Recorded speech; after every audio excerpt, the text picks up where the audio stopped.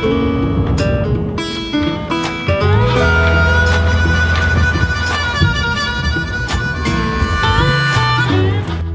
you ever failed to make it to your destination? Well, that's what happens to us in this episode.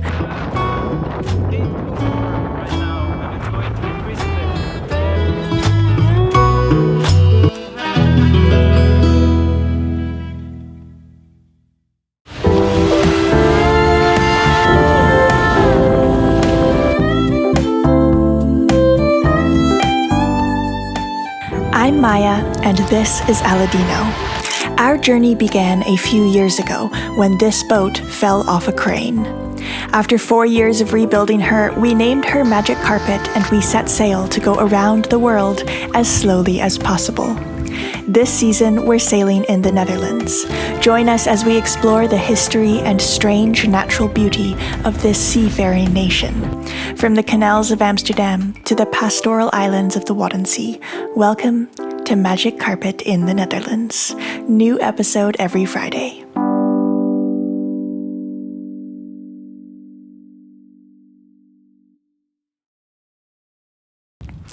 In the last episode, we explored the island of Texel, enjoying the last sunny days before a low-pressure system would bring rain and high winds. We'd be stuck in the harbor for about 3 or 4 days to avoid the winds, which were forecast to get up to 50 knots sustained. The winds were just now starting, but were still relatively light. They wouldn't fully set in until the next day. So now we had to decide if we wanted to get stuck here in the harbor of Texel, or if we'd prefer to be stuck somewhere else. We thought that maybe spending a few days in a bigger town with a few more things to do would be preferable, so we decided to head towards the city of Den Helder. Now, the Waddenzee is well known for its tidal currents, and in order to make the journey from Texel to Den Helder, we wanted to go with a falling tide. That meant leaving at high tide, so we checked the tide table on Navigational, and it turns out that's the first place where we went wrong. So we're getting ready to leave the island of Texel. It is quite incredible. It is quite a big harbor and we have only 8 sailboats in here. Well, 8 boats in total.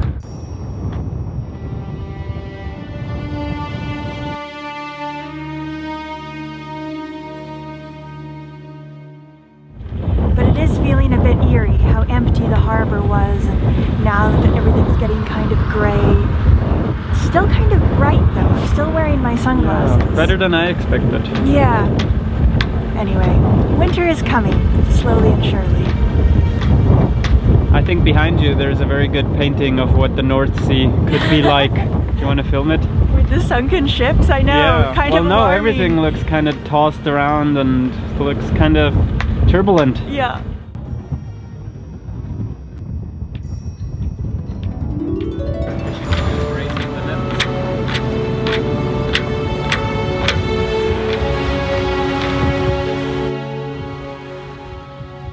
Now, this was actually our first time ever using the tide information in Navionics. Having sailed in the Mediterranean, then through the inland waterways, and then into the Dutch inland lakes, we had actually never had need for tidal information on Magic Carpet. When I sailed in the Pacific Northwest, I navigated with print tide tables, local knowledge, and a bit of luck. So this was something new, and so far it didn't seem to be working out. We had a relatively strong current against us and we were moving very slowly. Plus the wind was on our nose, so we were beating upwind. But no matter what we tried, our speed seemed to be incredibly slow. And as we tacked towards our destination, it seemed like we weren't gaining any ground. Where had we gone wrong?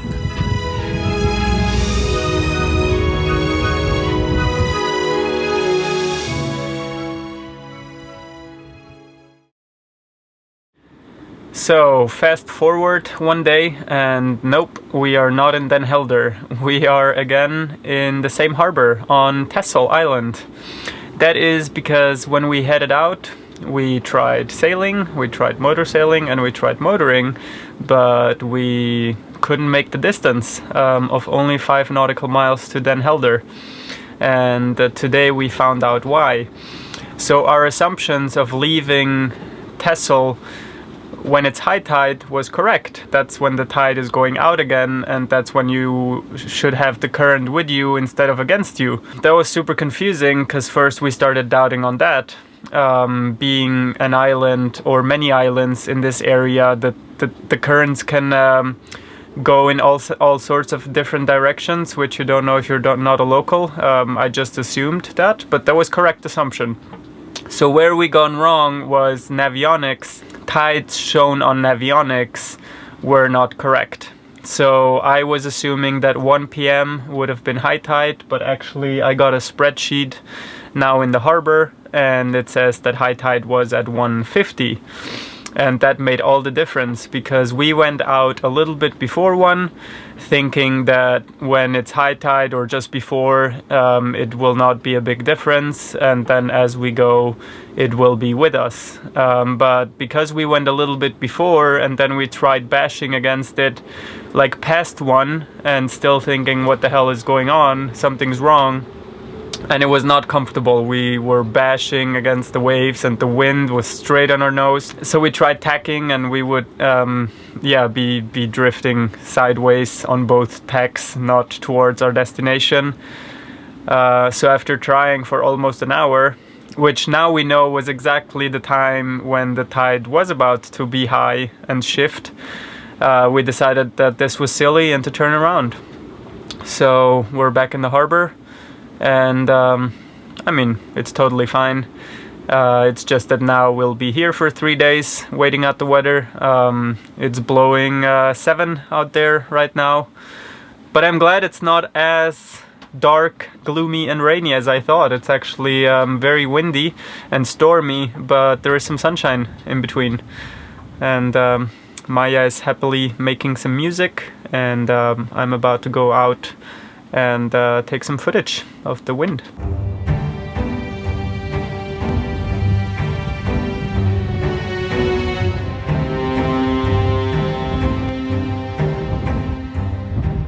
So Navionics had been about an hour wrong, but I was still confused as to why it was wrong. After a bit more research, it seems that Navionics doesn't adjust for daylight savings time, which accounts for the hour time difference. But even then, after talking to several Dutch sailors, they recommended we don't rely on Navionics tide information for the Wadden Sea anyway, as it's a very complicated area with lots of small local currents, and local tide charts are just more reliable. Live and learn. We were happy to have learned something and to still be totally safe and secure in the Texel harbor. Now our next challenge was just to entertain ourselves for 3 days as we waited for the winds to ramp up.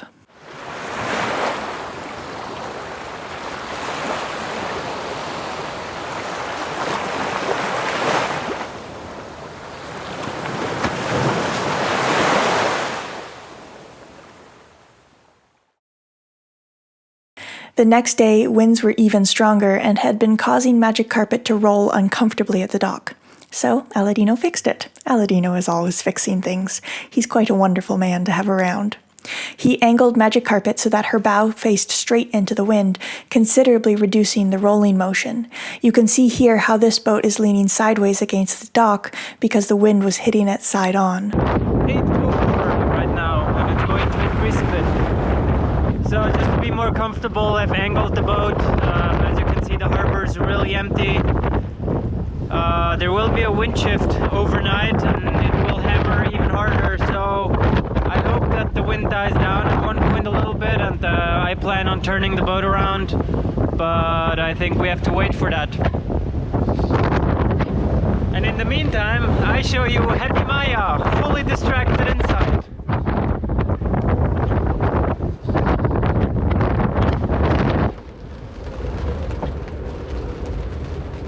Are you noticing what's happening outside? It's thermal crazy! Oh wow, I thought you didn't notice. Yeah, fuck, I almost didn't. Oh. It's only because you were out there. Yes. I'm very absorbed. Yes, I know you are. Yes, wow.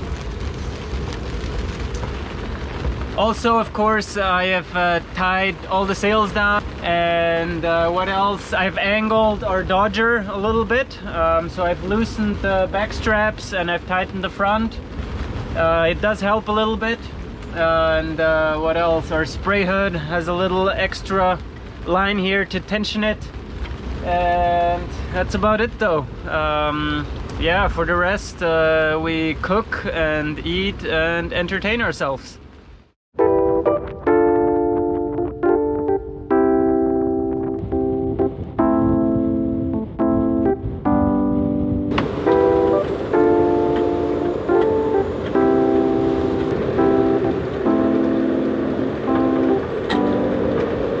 You may recognize this song from our intros, so here's the whole version, recorded on a stormy day in Texel.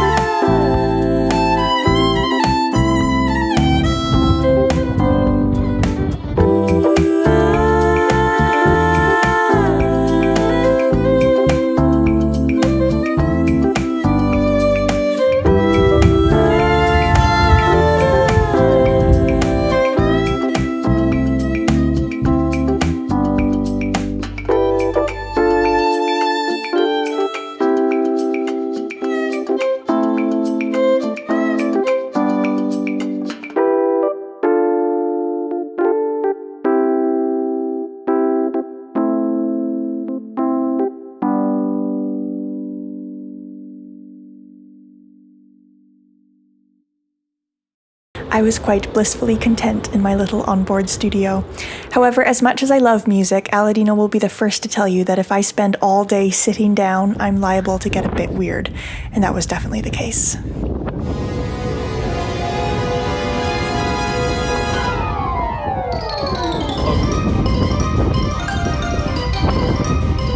Far too long! Where to next?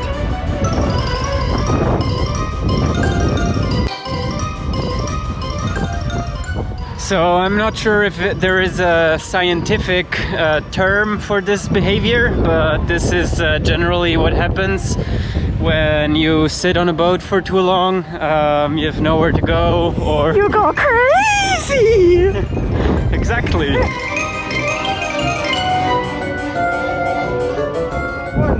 2, 3. We go.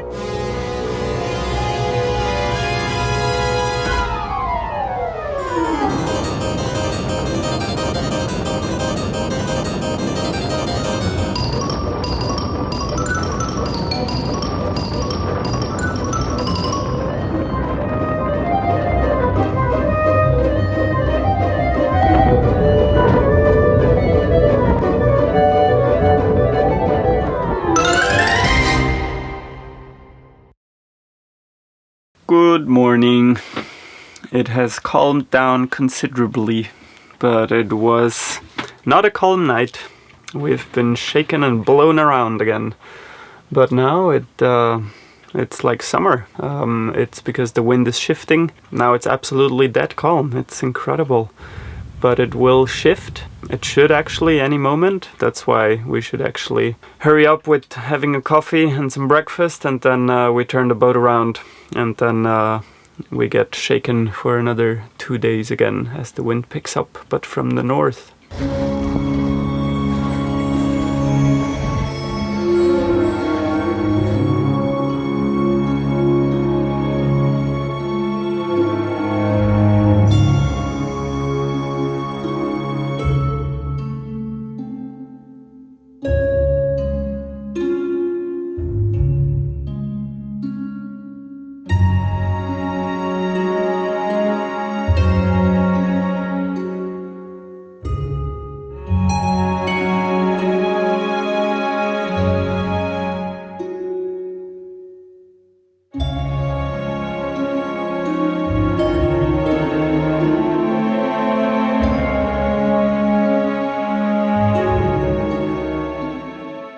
Okay, here we are.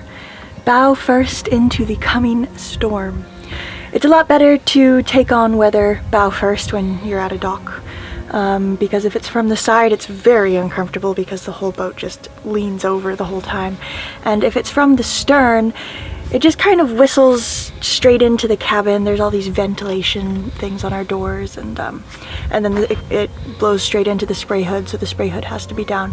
It's just more comfortable from this direction. The bow kind of cuts the wind a bit nicer. But yeah, it's an eerie feeling. The forecast has actually calmed down a little bit from what it was. It was predicting sustained winds of 50, which is quite crazy. I think we've been in gusts up to 50 before, but I can't say we've been in sustained winds of 50. Not on a boat, but No. remember in Cape Blanco? Oh, well, that was even more. That was insane. Yeah, that was But that was on a road trip, yeah. Anyway, now they're predicting sustained winds of 40, so it's calmed down a little bit, but I mean, it's still going to be gusting up to 50, 60, I don't know. So yeah, we're in for an adventure, and it looks like the worst of the wind is going to be right in the middle of the night, as so often it happens. So I don't know how much sleeping we'll get done today, but yeah, it's the calm before the storm. Yeah. We've also decided, since the harbor is pretty much empty, to choose a spot, and instead of turning around in the spot where we were before, like that would have also meant that then we have the weather bow first. But I prefer being bow into these fingers, because then the wind kind of blows us out. And like yesterday with that scenario, we managed to actually be blown off the dock and not even touching. And instead, many other boats, they are just like, they pack 4 or 5 fenders onto one spot because the boat is just always being pushed into the dock. So now again, I chose this finger specifically because the wind will come from bow, but a little bit from the side, so it blows us away from the dock. Yeah, but I mean, you cannot always be that picky, but when you can, why not? It was a windy night, but our docking arrangement was perfect and we slept quite well. The next day, the winds would calm down enough for us to finally leave the harbor with a new tide chart and some new experiences behind us. As always, a huge thank you to all of you for watching. Please don't forget to give us a thumbs up if you enjoyed the video, and an extra big thanks to our patrons for making these episodes possible. And last but never least, an extra thanks to these folks who really go the extra mile to make sure Magic Carpet keeps being produced, and we'll see you all next Friday.